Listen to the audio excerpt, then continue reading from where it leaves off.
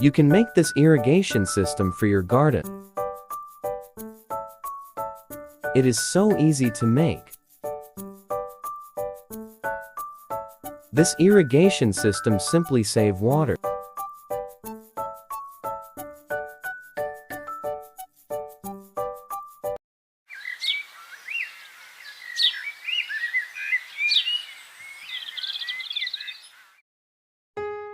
When the summer comes, plants need a lot of water.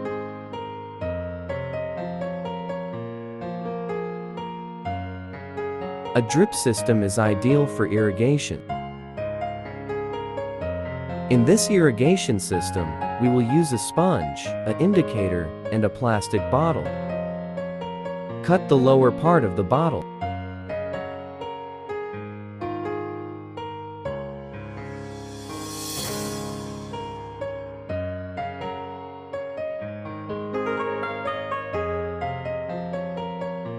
Take a piece of sponge.